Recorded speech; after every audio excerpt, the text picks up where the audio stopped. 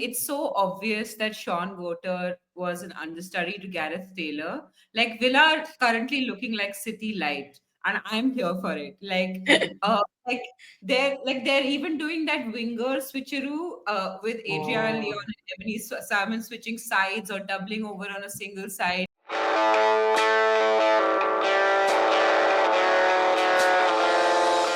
Hello, everyone. Welcome back to our channel, All About the W. My name is Kai. Uh, my co host Ash is here with me today. Hey, Ash. Exciting game week 11 review ahead, I'm guessing. Yeah, I mean, it was an exciting game week. I feel like they take it in spurts to score lots of goals. So one game week, no goals, and then suddenly everyone was like, "Hey, we didn't score any goals," and they'll all score goals in the next week. Yeah, it's weird, right? Like some weeks it's just like a proper goal drought that happens, and Yeah. then floodgates open the next week. But anyway, um, like the funny thing is, when a lot of goals happened, it just means like the defending has not been great in all Yeah. likelihood, which is just yeah, some crazy things that happened in this weekend. But yeah, we, as I mentioned, are here to review the game week 11. Ashley, you want to kick us off? Um, sure. Manchester City versus United. Let's just do the big ticket fixture for all the fans. We know that's what you're here for. Uh, Manchester City 2, Manchester United 4. Toone scored in the 14th minute, the 36th minute, and the 46th minute. So great hat trick from her on her comeback after injury. And then Galton scored in the 21st minute. What a great game Galton had. Miedema scored in the 40th minute. Knack scored in the 40 in the first half in extra time in the 47th minute, like 45 plus 3. Yeah. Kai, what did you feel about this game? Did a watch along for it, so I do know some of your feelings, but have you had some time to process and think about it? Yeah, I think, we did go live, and it was just a shout out to everybody who actually joined us live. It was a lot of fun to watch along with you guys, and hopefully we get to do that a lot more. Yeah, I don't think my feelings about the game has changed a lot. I think partly that's because, when I don't have a stake in the matter, I can actually pay attention and like, analyze the game as I'm watching. But I think um I think I'll come to like one or two things that I did notice on like when I was watching the highlights and things like that. But I mean, overall, I felt like Manchester United were just dominant, throughout the game. Like, obviously, once United scored that fourth goal, they did sit back a little bit and let City have the ball. But my God, did they press well? Like, United's press was immense. And I think, as you've pointed out in the past, how United's pressing structure is something that you are actually pretty impressed with, and we've kind of discussed how maybe the issue is that they can't keep up the press for a very long time, which is fair. I don't think any team does, and I think in this game, I think the reason, to some extent, I don't want to call it luck, but I do think how much they pressed was determined by their goal scoring, which is not something that's happened in the past. So, in the past, in the last season as well as for a good chunk of the season as well, the issue is that they press well, but they can't finish their chances. But in this game, they actually managed to score goals, which means like they could allow themselves to kind of sit back a little bit from time to time. So, but yeah, their press was really good. Unite, like it just forced so many errors from the City backline. And the issue is like with City, they've really lost Alex, like a leader in Alex Greenwood in that backline, because you do need somebody like who commands that backline. Like, for example, with Arsenal, it is Leah Williamson. With Chelsea, it's Millie Bright. With Manchester United, it's Mia Letizia, who's that kind of figure who's vocal, etc. And City has lost that figure. So now there is a serious drop off. They are playing a new centre back in Rebecca Knack, and obviously Lai Alexandri is just coming back from injury. So everything combined It was just chaos. And the same thing happened today, right? Like in the derby, like Hasagawa was being marked by either Elatoon or by Miyazawa at all times. Like they were not letting her go, which means like their most dangerous out ball, that line of passing was just completely cut out. Um, yeah, so that's like City's issues going forward, right? That causes a lot of issues for City going forward. Yeah, I think. No, but like just coming to that defensive line thing. Now, like, you know, I I feel like with all of the focus on playing styles, which of course is important, like tactics is important, playing styles is important. Gareth Taylor has a vision for how his team should play, which is great. Like I appreciate that in a manager. Like people seem to forget that one of the biggest responsibilities of a manager is just people management, like knowing what your team is good at, and bringing out the best in your players.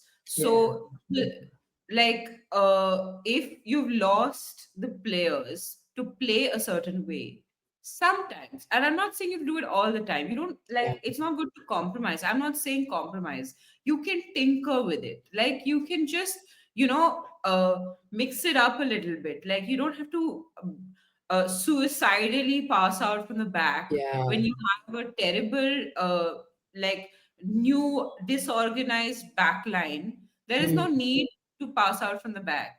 Like you correct. can work on that with your team, reach a point where they feel comfortable to do that, and then institute it, or wait for green, like wait for everyone to come back and then do it, or whatever. Or like it's you can still buy players, find the players who can do it, and I'm sure maybe they found knack to do it. But like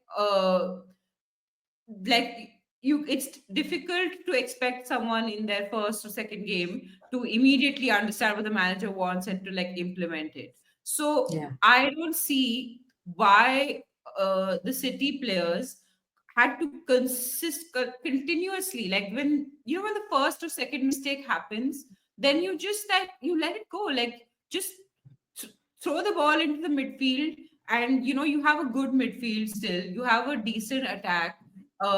There are people there who can control, take the ball away from United.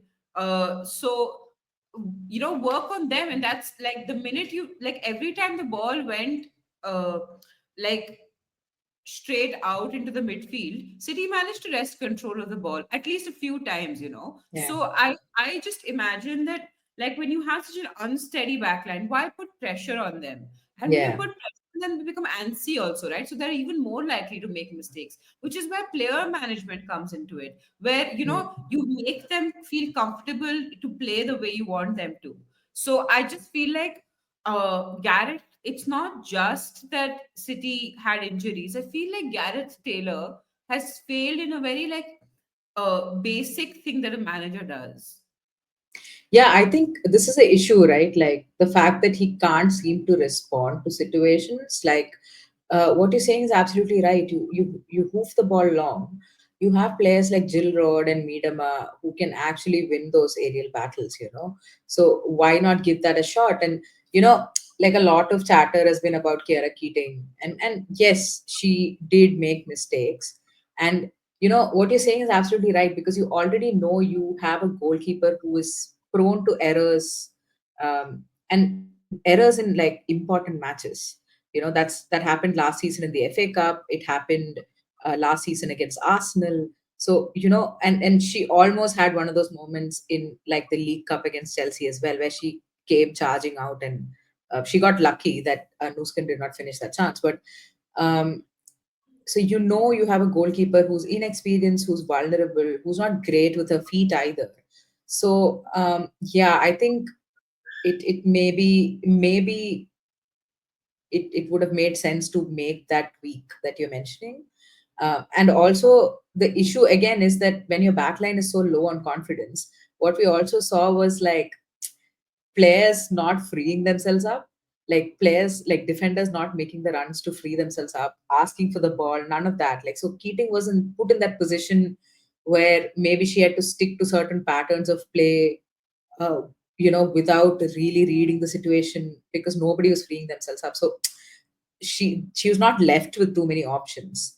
But yeah, it's really unfortunate. I mean, honestly, during the live like watch along as well, we mentioned, it was really cool that City scored the second goal right before halftime, because I was fully under the impression that they would come back, score a third goal, and then the game would become even. Uh, like, not in terms of the score line, but also in terms of the balance of play, right? I think that if that third Keating mistake hadn't happened, like for the third goal, it would have, I mean, for the fourth goal, sorry, it would have probably been the way you said. I think that was just very unfortunate. Yeah, exactly. So, yeah, and then the game was pretty dead after that. Like, it was one of those things that we see City do time and again, which is just like there's just like waves and waves of attack, but then nothing really comes off of it, because United's see, the thing is, United's defense is really good. So if you let them be organized, it's just very hard to break them down. So yeah, the game was done at that point. But yeah, Ella Toone got her hat trick, which is great. And yeah, that's just about it. I thought, from like a City perspective, I thought Mary Fowler, initially we were a bit critical of her, but she definitely grew into the game. I thought Yeah. she was very effective in going forward and like crossing the ball in for, say, Road or Miedema or Park, whoever was crashing the box. Yeah, I thought she had a decent game. But yeah, beyond that, I just felt like City did not look too good. All Yeah. right. Yeah, so that's, I think, Ash, unless you have something else to add about the Manchester Derby, maybe we can move on to Everton versus Villa, which finished 1-1. A goal from Rachel Daly in the 31st minute, and a goal for Everton, a late equalizer from Beatrice Kisari in the 89th minute. Um, Ash, Villa are going through like a bit of a transition, but this is something we've seen time and again from Villa, right? Like, they go up in a match, but they simply cannot hold on to a lead. So tell me what you thought about this game. I this game was like for me it was actually a fun watch, like especially that second half where it was more competitive. I thought it was a really fun watch. And it's so obvious that Sean Goter was an understudy to Gareth Taylor. Like Villa are currently looking like City Light, and I'm here for it. Like they're even doing that winger switcheroo with Adriana Oh. Leon and Ebony Salmon switching sides or doubling over on a single side, and like it seemed to be working for them for like 60 minutes in this game. And like I will say that the link up that Leon and Salmon seem to have uh, is very good. Like their understanding is very good. I will say I think that in the after the first 60 minutes, honestly, I think Villa just lost a bit of steam because they came very like gung ho. In the first half, it was all them, all the time, every time. You know, Special mention to Brosnan for some decent saves. I will say like it was a really great like tactical battle with Gota winning that first half and then Sorensen making the subs in the second half to give Everton the advantage. Mhm. But more than a tactical battle, it was a battle of volume control on the sidelines. Like they were competing for loudest manager in the WSL. That's funny. Yeah. Like And it was it's so absolutely. quiet. No, the mic picks up everything as well Yeah. sometimes. No, but it was really fun, hilarious. Okay, because so like Sorensen, no, he put Kelly Gargo on for Tony Payne in the 54th minute, and like she was so eager for the ball on debut that she seemed to forget that she was a striker. And she would just follow the ball wherever it goes, like she would into the wide areas or into the midfield, wherever, right? Mostly into the wide areas. And so the whole time, like Sorensen was on the sidelines, just losing his mind. He's like, Kelly, and meanwhile, like Gota's going, like drive. When I think it was like Thomas or someone who's clearly already driving. Okay, and he heard you. Unless your job is commentator, like there's no point in stating the obvious. Anyway, it was a game of two halves, and I reckon like draw is a fair result. Although Villa Hmm. fans might feel like they slightly edged it. I feel like Everton did enough in the second half to uh, to take home a point from that game. And I did really like the look of Gargo. I thought uh, like she was. I'm sure she has a lot to learn, and I'm sure she'll now be in box where she's supposed to Painful. be. It would be So really funny if she just like picks up a red card after like boxing somebody. yeah, She did but pick up yeah, a yellow, right? yeah, she got a yellow on her debut, and it was she's a physical player. I enjoy it. I love strikers that like really go for it. So Hmm. I really hope that she makes something of her time there. Yeah, it's really interesting because like the the issue with Villa, it seems like they can't seem to put games to bed. So it's always like, this one goal lead or some, they don't have like a buffer, right? They go a goal up and then they can't seem to finish the chances. Like they had 10 shots on target. Yeah, And yeah, they had so many chances. I mean, to be fair, like Brosnan saved like three of them, like three really yeah. good chances. But Mm. like even otherwise, I think uh, and Everton did defend really well. I did think that Everton have a good defense, but like still like Villa had so many opportunities, like so many, even beyond like the shots they took, just position wise, they had so many opportunities. Mm. Something more of the stuff that happened. Yeah. Yeah, I think that's just Anyway, about it. moving on to the Liverpool versus Brighton game, 2-1. Smith scored in 31st minute, Carabali own goal, and Parish scored in the 66th minute. Yeah. I are you we all thought Brighton would take this during the preview episode. Are you happy that Liverpool showed them what's what? You know what? I honestly think Brighton was just really bad. Like they were nowhere near at the quality that we've seen them in the season so far. And while I was watching the May game, it made sense to me because the game was a bit scrappy, right? So both of their FA Cup fixtures got cancelled, got postponed. So both teams looked a bit rusty. Now, in terms of style of play, when you think about it, for a team like Brighton, that match sharpness feels so much more important because of the way they play, because they like to make those neat passes, play out from the back, build up play, right? So when you haven't had the time to gel after like the winter break, that affects how players work within that system. So it made, as I was like, even when the game started, like when we were like, I guess about 15-20 minutes in, I already felt like Brighton would lose the game, unless something changed drastically. And it's an issue of rustiness. You can't fix that in 90 minutes. It's just how it is. It's unfortunate.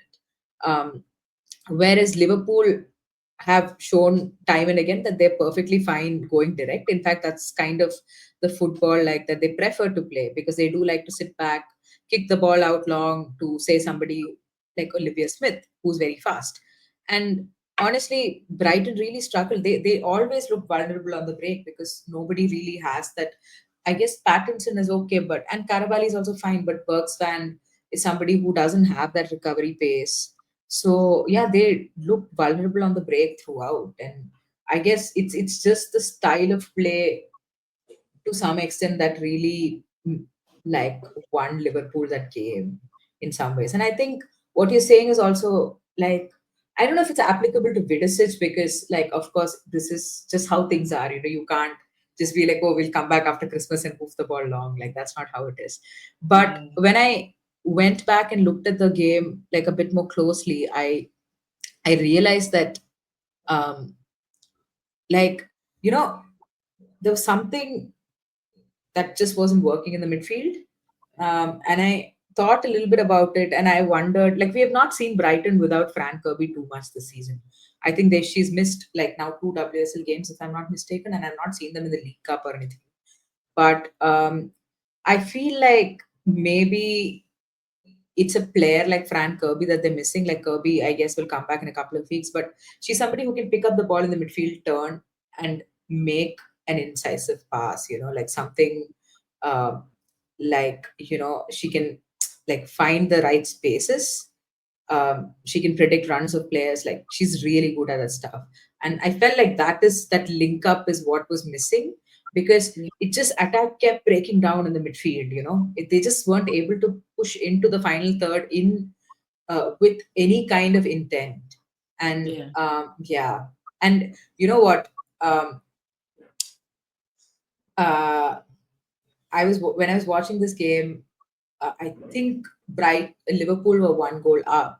And then around the 60th minute or so, Matt Beard made that substitution. Like he brought on Leon Kiernan and Mia Enderby.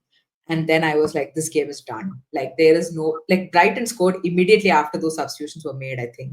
Yeah. But and that was also interesting, right? Like you're a goal up in 60 minutes. Do you make defensive changes or attacking changes?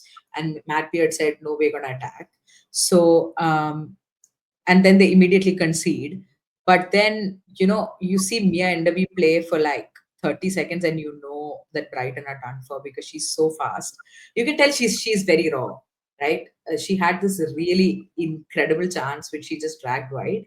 I mean, she like there was no one really, like there was no defense at all. Like it was a bit wide. She'd gone a bit wide, so the angle was a bit tight, surely. But you would expect a player who plays up top or out in the wing to finish that chance, and she just dragged it wide.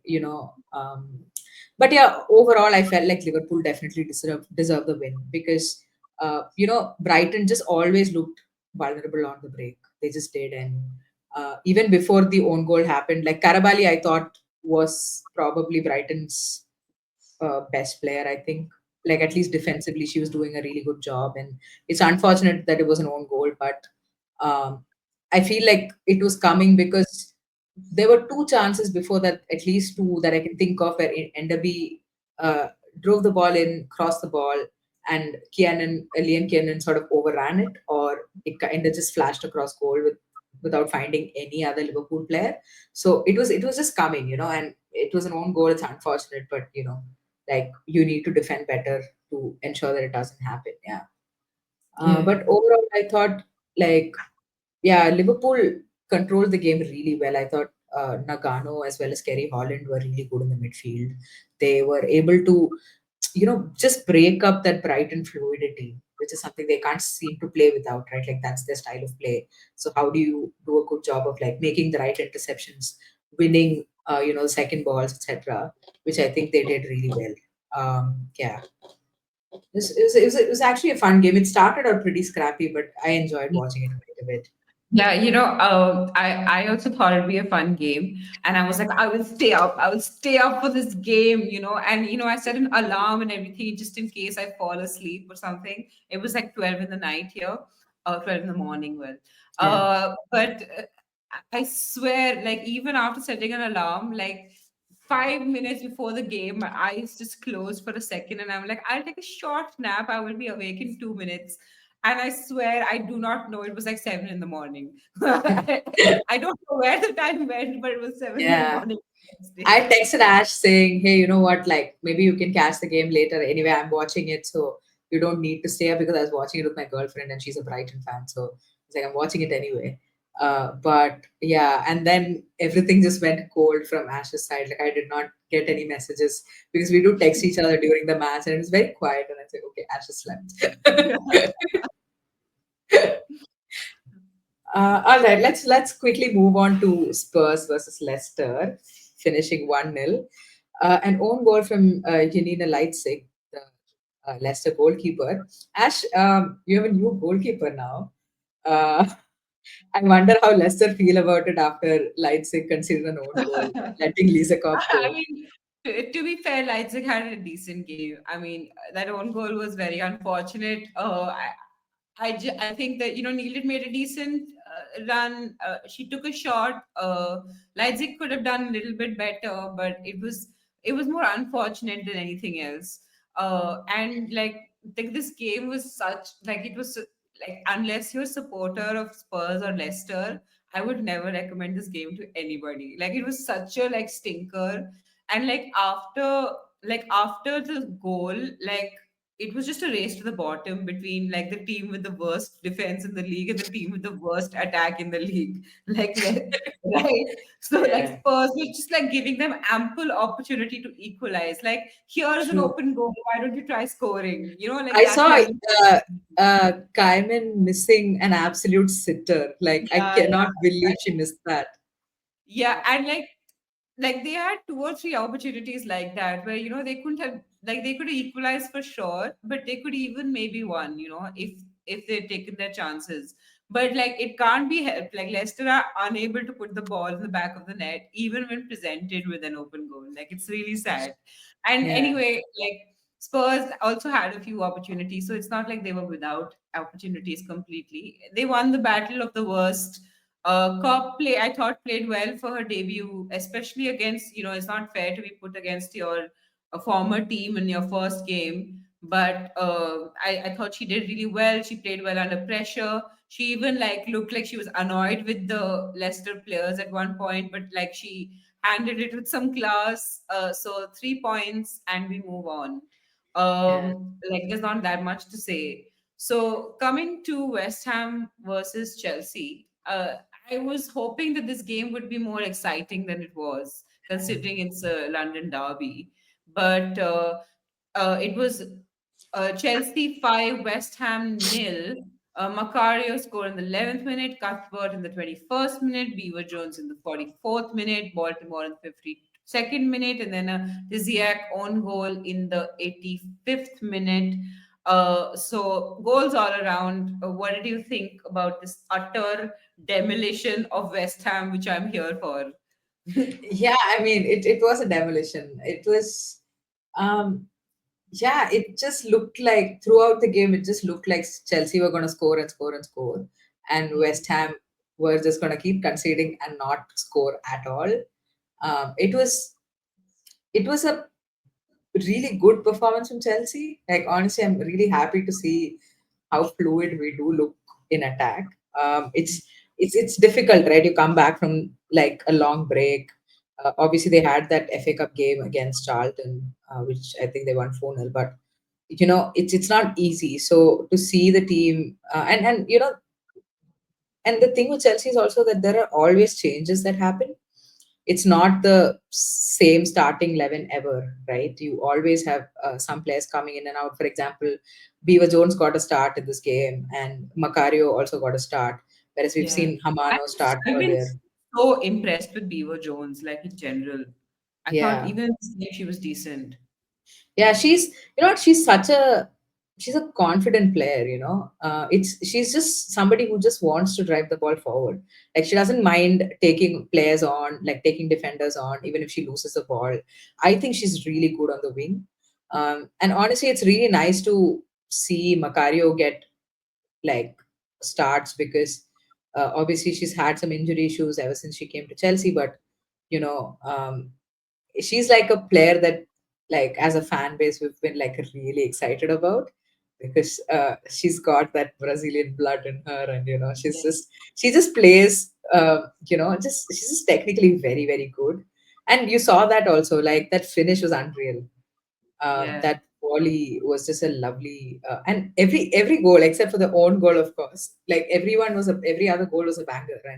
And that's what I have to say about West Ham. Like, you can't concede 4 long range goals in a game. It just means you're not closing players down. Um, Yeah. I think the only one where, like, I will say, okay, maybe it's fine that you conceded that way, is probably the Cuthbert one, Yeah. where, she quickly got the ball turned and like shot. But the other goals, they really needed to close the players down, because, Yeah. yeah, it was just too easy. Yeah, from like a West Ham standpoint, it was gory. It was like she was their best player. She was everywhere.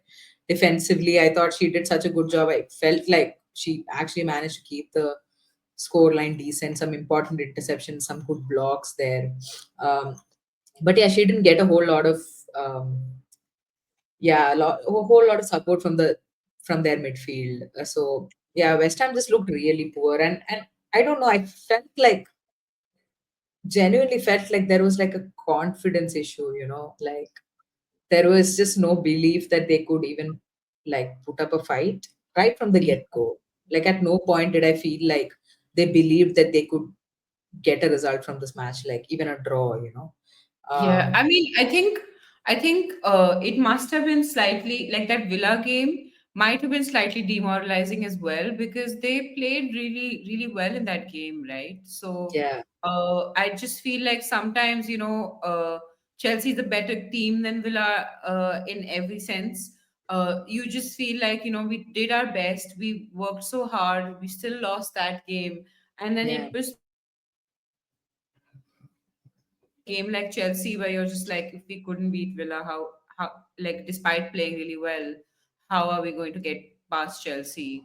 I think these yeah. games they rack up all as well. I think. True, yeah, fair enough. Yeah, I don't know what to make of it really because um yeah, even in attack, honestly, like West Ham, I have been fairly impressed. Like that game against Crystal Palace and even the game against Villa, I thought their attack did look much better than it did Yeah. against Chelsea. Again, that could be like an issue of rustiness. I don't think they've played their FA Cup game either. So yeah, it's all things considered, it wasn't great. Another thing I wanted to point out about the from like a Chelsea point of view, I think um, yeah, we had like 16 corners and did not convert from a single one. Um, and I'm like, okay, maybe take a look at that because Yeah, that's it not. might be really interesting against Arsenal, for example, because Arsenal are killing it on the corners. Are they? So, Okay. yeah. Yeah, go put a drone on their set piece coach and no, Yeah. don't spy. It's okay. It's a Canada joke. Anyway, What uh, drone on set piece coach? You're Chelsea, just poach the coach. yeah, no, let's focus on getting like a center back first, and then Yeah. um, we will focus on poaching goal set piece coaches. But anyway, last fixture, as always, Arsenal versus Palace, finishing final. Goals from Leah Williamson in the 6th minute, Alessia Russo in the 63rd minute, Beth Mead in the 67th minute, Mariona Caldente scoring in the 75th minute, and also in the 5th minute of the stoppage time, which I think was a penalty, right? The Um, first one, 75th the minute first was. one was a yeah, first one was a penalty. Yeah. All right. You had Ash good things to say about how Oh my God, Arsenal. Arsenal are terrifying. Like, I'll tell you what, until like the like the 60th minute or so, uh, it was a fairly even contest. Like in open play, I thought it was not even. I tell you what it reminded me of. It reminded me of the Palace game against Chelsea, where in the first half they still kind of like kept up. Like even though it was obviously all Arsenal all the time or Chelsea all the time, like they did try. They had one or two like lone opportunities here and there. Like they did the best that they could, and they held on for like one whole half. And the one goal that Arsenal scored was from a corner. Like the Williamson goal, the early goal was from a really well placed corner. Like it was just exactly bang like dead center, like inch perfect dead center between two Crystal Palace defenders. And I was just like, I was so impressed by that corner.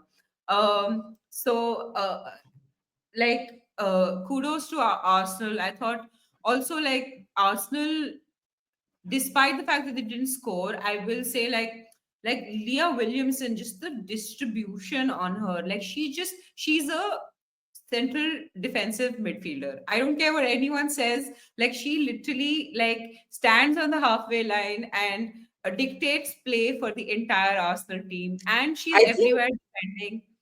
I think she played a midfielder at some point in her career before she permanently Possibly became a because centre back. like Yeah. it's so I like beautiful. Like I loved like I can't believe I'm being so complimentary of an Arsenal player, but like I just thought Arsenal like the last couple of games have just been I don't know what Ray Slegers is feeding them. And maybe it's just the happiness of having her as manager or whatever. But like they have a new lease on life. Everyone seems happy, everyone is playing. Like I can't point to a single Arsenal player and say that they had a bad game. So like everyone is in form, the squad looks good. I'm like let's see how they kick on from here, because they haven't, like you pointed out earlier, they haven't had any difficult games under Slegers, really. Like their first test will now come against Chelsea. So let's see what happens with that. But yeah, Williamson was great. Caldente was great. She was cutting in, like she was on the wing, but she was cutting in. She was really helping out with the midfield as well. She obviously now, I think she scored like some three penalties for Arsenal, so she's been Hmm. great on the penalties as well. Like everything about this team, it just like I I know that like Palace also lost a little bit of steam. Like by the 60th minute, they were done. Like they were tired of how well they were defending, and they just sort of like gave up a little bit, and they were like, "Okay, come score." And maybe getting that penalty was just like like salt on an open wound in Yeah. the 70th minute. So I think maybe a 5-0 score line might be a little unfair on Palace. Maybe a 3 or 4-0 defeat might have been more fair. But I mean, I can't say enough good things about the way Arsenal are playing. And Hmm. I'm so excited to see what's going to happen, because Chelsea are in form, Arsenal are in form. My God, I can't wait for that game. Yeah, I think I think from okay, let's first talk about maybe like what do you think was going to happen with Palace? Like, do you see them staying up?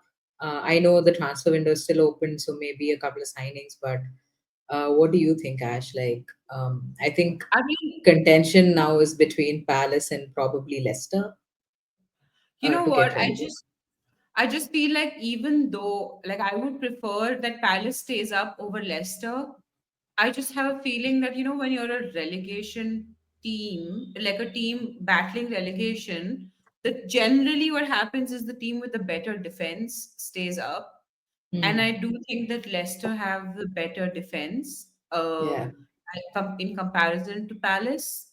So, like as much as I like the way Palace play. I like the bravery with which they come out. I think I like the way they're set up. I like the amount that they run, and like their general commitment to the game. So I really wish that they would stay up, but it's looking more and more unlikely, because Yeah. they're just being like obliterated by opposition, especially in second Mhm. half. Yeah. So and it's not fair to compare on the basis of the Chelsea game or the Arsenal game, because that's not their competition. But there are more teams that will do that to them than there are not.